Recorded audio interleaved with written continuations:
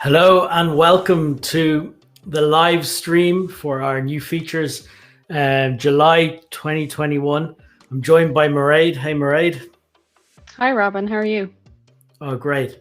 Looks like people are piling in here to the live stream. We're getting lots of people joining already. Mairead is head of our customers division. So Mairead looks after all of the customer support team, implementations, and oversees all of that. So when new features get requested by customers, they come up through Mairead to our effectively our feature tracking system, and where then they get a discussion. Ultimately, we start to write a pitch for each, where we're trying to decide should we do it or not. It gets debated out, and then it some get done, some get built, and some don't make the cut. But Mairead is there 6 features today, Mairead, we're going to go over that have been released in the last few days. Yeah, we have 6 new features. Do you want me to quickly run through what they are? Yeah, that'd be brilliant. Great. So these are all for our incident management product. The first one is that you can now sort your forms alphabetically. So previously they were sorted by the date and time they were created, and the only way to sort them really was if you numbered them or alphabetized them. But now it's really simple. You can go in and sort alphabetically automatically. Excellent. So it's great. The next one is that you can reorder both checkbox and option selection type fields. So this is when you're in the admin area and you're configuring all your form templates. It's really easy now to reorder the options that appear within those field types, whereas previously you had to delete the whole field and kind of start over if you wanted to reorder them. Yeah, that was frustrating for people. Yeah, it's definitely a lot easier now. The next one then is that you can sync the entire incident management situation form into incident reporting. So if you've got our incident reporting product as well, you can sync those up. And once you shut down an incident and you've mapped all your fields, which we'll run through today, it will go over across to your incident reporting account. Excellent. The next one is that we've added a unique identifier for each of your channels. So each of your incidents or events in incident management. Previously, they all just had the event name. Now you've got the option to add a channel ref, and you can add a ref template. So if you need it to, be the year and a certain number, for example, to begin on, you can do that as well. And that's definitely important for users of the control room, I think, right? Because they're hitting lots of frequent incidents in a day. Yes, exactly. And then within the control room as well, the new feature that we have is you can filter control room incidents based on, so there's 3 field types that you can filter it on. You've got your status field, which is the channel status if you're using that. And then you can also filter it based on either a checkbox or an option selection type field again. And excellent. Yeah, that filter will save until you log out. So if you need to work on certain incidents within a certain region, for example, it'll all be saved in there for you. And then lastly, within the control room, you can now set a default play, so that when you go into the control room and click Start New, it will automatically open up the situation form for you, and you can immediately start populating the fields. So it eliminates the couple of steps there where you don't have, you won't have to select the play and click Start Incident. So it saves a bit of time, which is really great. Okay, brilliant. I see. We'll get started. You're going to share your screen, is that right? Yes. I will share my screen now. Oh, so I can bring that up here. Actually, I can see Thomas, who was our guest on the live stream last week, has already come in here and saying he's loving the reordering in the admin area when you're creating a form already. So that's brilliant. If you have questions, you can post them in here. We're able to see your questions live. So do ask any questions about any of the features, or if you've got anything you'd like us to answer on the stream.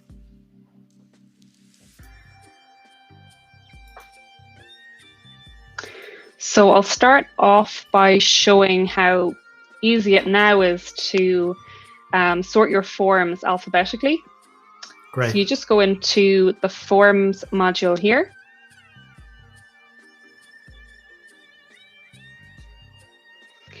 And then you just need to click on the More Options menu up here, which is the 3 dots. And if you click Sort By, you'll see that name has been added. So previously you just were able to sort either ascending or descending or date created or modified. So they're actually already sorted by name within here. So that's really useful if you want to sort all your forms alphabetically. And I'll tell you why they're super important is ICS forms. So the incident command system forms now, if you're in New Zealand, that's similar to your SIMS, Australia, AIMS. But ICS is the predominant incident command system used in North America, US and Canada. And all the forms have numbering. And so you can see there are actually samples of them, 201, 206, 214. When you put together your incident action plan, the forms get listed in order. And so I think once you've got these sort, and I can see that's done that there, 201, 206, 214, I think you can print this whole folder as a PDF, right? Yes, export all. You can. Mm-hmm. Which is going to print your IAP, your incident action plan in order. So really, really, really useful. Yeah, exactly. So that's that one. It's really short and sweet, but it's a really useful feature. So the next one we had to go through is the ability to reorder the checkboxes. So I'm just going to go into the admin area, which you access by clicking on the green button up here and clicking admin area. And it will open a new tab. I already have it open up here, so I'm just going to click into there. And I know I have a couple of checkbox and option selection fields on my situation, so we'll take a look in here. So for example, let's look at this regions affected field, which is a checkbox field. So you'll see when you go into your form templates that you now have these up and down arrows, which were not there before. So you'd probably want A to be at the top in this example. So you just click the up arrow to get it to the very top. And then it's just a case of clicking save at the bottom. So you'll see that it's available there on your checkbox type fields and also on your option selection field. So that's really useful if, you know, you might be building out your template and you just put all the options in, what they might be, but then you, I guess, realize that perhaps some of them are used more often, so you want them to appear at the top of the list. So it's a lot easier now to just move them up and down or just rearrange them whatever way you need to, rather than having to delete and start over. And nobody likes, even if you're listing alphabetical like you have, and then you get a new entry that's an A and it's the bottom. Yeah. Oh, I've heard the frustration. That's brilliant. So that's an easy one to use. No training needed. No, exactly. It's pretty straightforward. Same as with the forms one. So it won't take too much time to figure those out, I'm sure. So the next one then is kind of a bigger piece. So this is syncing your situation form. Okay. So all the fields that you have here to your incident reporting module.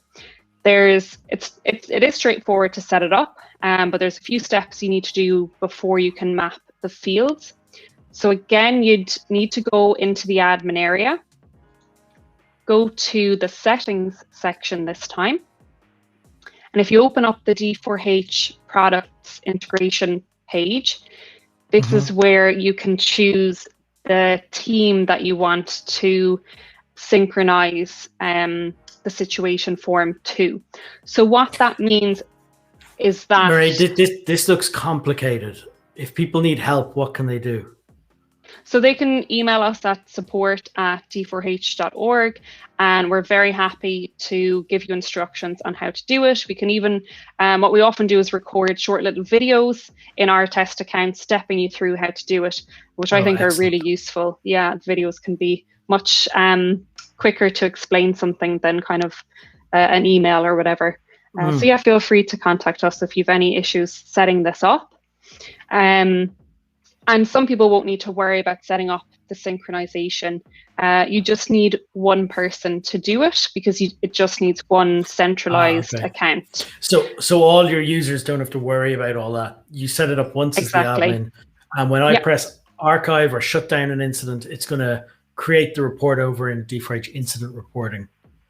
Exactly, and all of the users will be able to access, if they have access to the incident reporting module, they will be able to access the incident within there.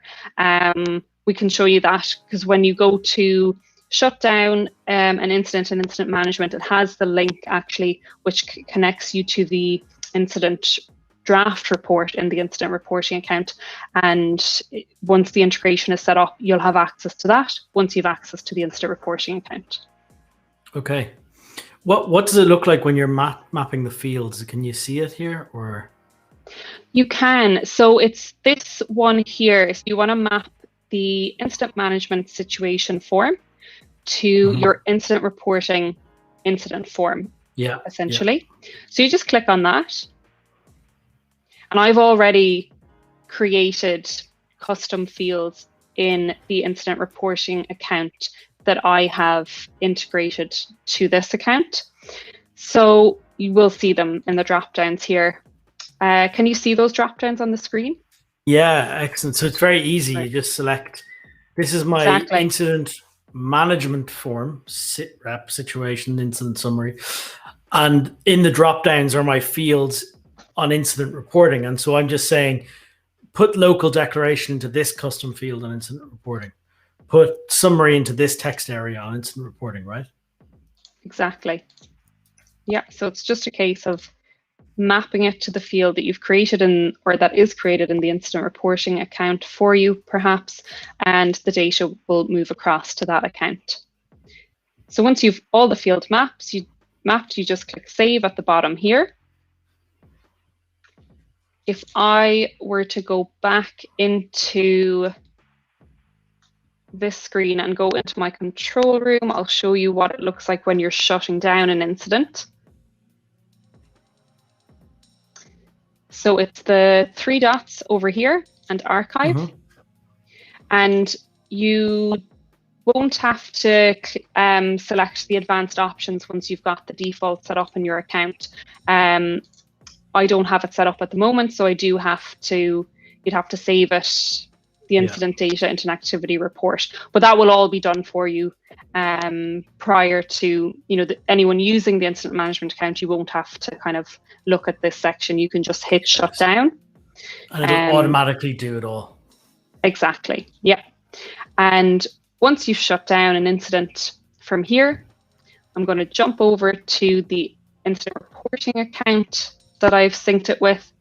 So it will show up under the drafts section in here. Okay. So I'm going to explain a little bit about incident reporting for people. And effectively, if you're not familiar with that product, that's our archive product. Could you just click latest incidents for me?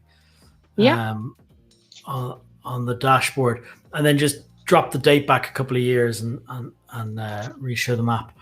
So incident reporting is where you can gather up all of your historic reports, your archive of incidents. Now, a lot of D4H users just press add incident in here and they write a report after their incident.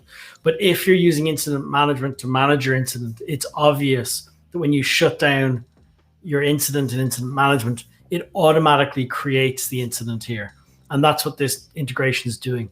Why store it in here? Well, this is our reporting and analytics platform. So as you can see, Madrid here has created a cluster map there of all of the incidents that have occurred in a time. If you click on one of them, you can jump in and dive down deeper. But there's all sorts of statistics in here. So there's all different types of charts around the frequency and distribution of your incidents, the types, patterns, trends. A lot of detail can be captured through this platform, and it's helping you improve your training using real incident data to do so, and helping you know what equipment you need to purchase, and helping you apply for grants and get approved for them, because you're able to show the actual pattern and trend occurring. So love that. That is a huge piece for it. Might not look look like much here for people, but for us to connect up all of these products in the full life cycle of your incident is huge. Yeah, exactly. It was a really big feature that a lot of people had requested. So I'm sure there's a lot of people happy that we've got it released in the system now, and it's possible to pull it over to the incident reporting side of things. Mm-hmm. So moving on, the next feature is the unique identifier for channel refs. So that is, I don't think it's in here yet. So if I go into the admin area, it's going to be under your preferences section. And what you're able to do, so if you connect your incident management account to your incident reporting account, the incident will pull the unique ref from the incident reporting account. So if you're generating other incidents in there, it'll jump to the next one in your sequence. Exactly. Yeah. So in terms of the incident ref template here, this you can set this up only if you don't have it integrated with incident reporting, because otherwise the ref will have to be done in the incident reporting side of things, which we can do for you. So if anyone needs a specific ref template that they want to use, just let us know and we'll set it up in the back end of your account for you. But if I go back in here and start new,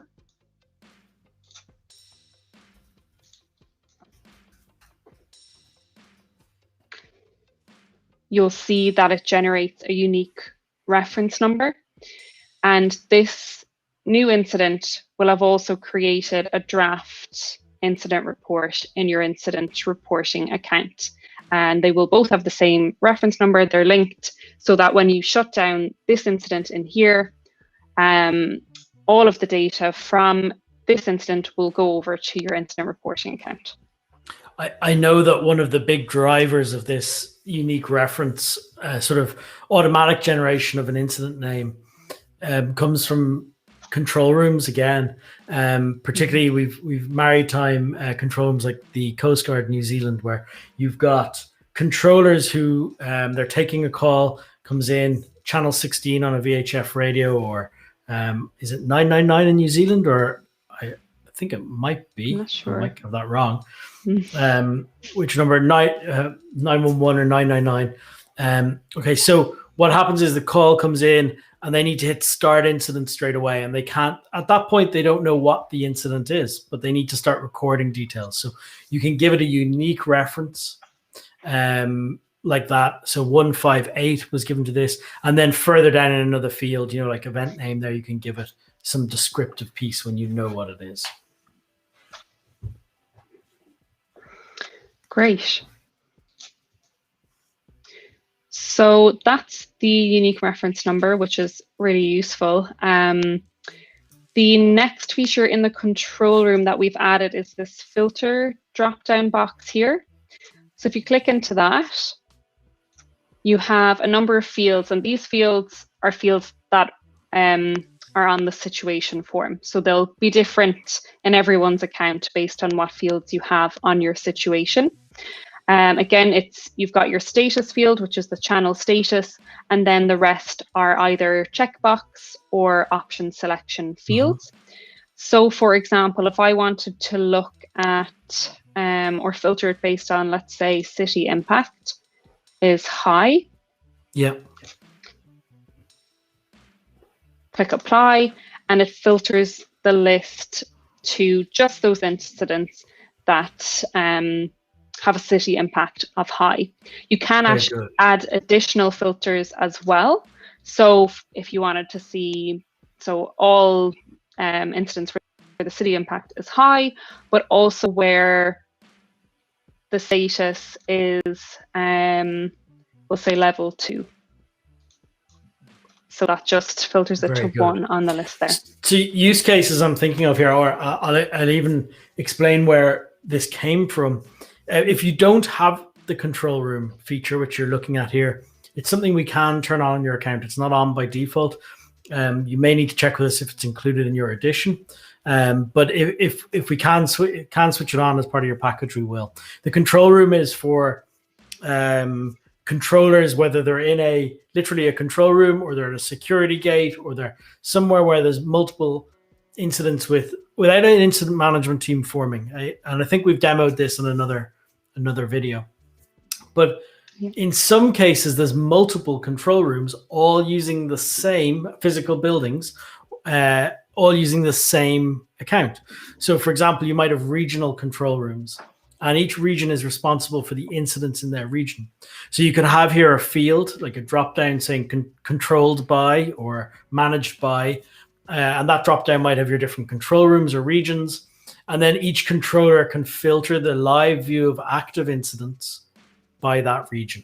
I mean, it just makes it so simple.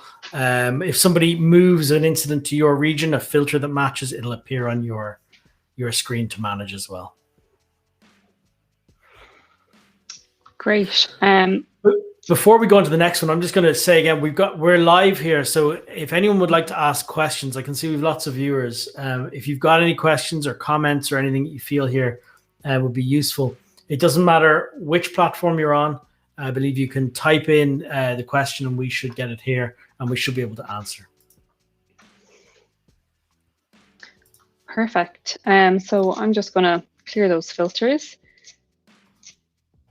And the last feature that we had to cover today was the ability to set a default play in the control room. So I'll show you how it works without having a default set, which is if I go to the Start New button up here, this screen pops up, and these are what we call plays, which are all different types of scenarios that you can build out in the admin area.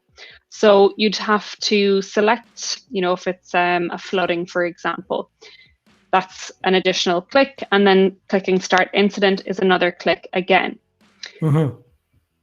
Whereas if I go into the admin area to set a default play, so it's under settings again, and it's also in preferences under this incidents section. You can select what the default play should be. So you'll see there it says it enables a one-click incident creation, which I will show you how it works. So you would, I suppose it kind of applies if you have, the more regular incident types that you get. So if I select flooding in this example and just click Save at the bottom, if I go back to my control room, I might just need to refresh my screen for that to update. But this time when I click the Start New button, you'll see that it's a lot quicker and it brings you straight to the situation form. So it saves a bit of time and it just eliminates those additional clicks that you may have to do to select the play. Perfect. And so again, it's a good example of, we'll let this play. There we go, straight in. Instant. Exactly. And I know Mario did a huge amount of work here to make that instant. Previously, we were going into your collections and pulling down all the templates and forms and loading all your documentation in, creating all your checklists, and then bringing you into the channel. Now what we do is we instantly bring you into the channel and then run the scenario or play. And the items are loading in the background. It lets you know when it's complete then, but it makes it very fast. And again, it's that scenario of a phone call comes in or a call over the radio. I need to declare an incident now. It automatically selects the play for that person every time. And you're instantly in. Yeah, exactly. It's really quick. If it was importing any data from your collections, it would just show up here in the top right-hand side of the screen. There'd be a little circle and it would tell you once it's completed importing, but it doesn't really affect starting the incident. Just the last thing on this. So it's once you click the Start New, you'll see that it took me directly to the situation. So I could start filling in the form immediately. If for whatever reason, the incident type that you want to open is different to what the default normally is, you do have this drop down here. And if you click on Start New Advanced, it brings up that screen where all those different plays are as well. So if you are calling together your incident management team for something more detailed than just a simple incident, you can do that. Exactly. Excellent. Well, that's a whole heap of features. Impressive. Thank you very much for going through those. Yeah, no problem. It was great to have a good view on incident management to go through. I know a lot of people were looking for these features, so I hope they're all happy with what they've seen today so far. Yeah, absolutely. We'll go over it again. If people need help, they can contact the help desk. Yeah. So I've got the email up there, support@d4h.org. Mairead and her team will run you through any of these features if you want to talk about them for your account. We've documentation as well. I know you're in a bit of a project to rewrite and improve a lot of this, but it is there at support.d4h.org. Mairead, thanks again. I think that's been fantastic for people. I can see lots of viewers, and we'll talk again soon. Yeah, no problem, Robin.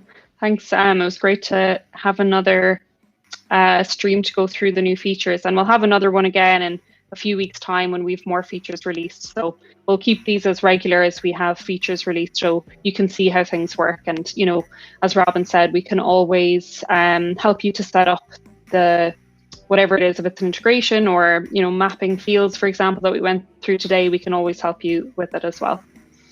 Excellent. Thanks again. Thanks, Robin.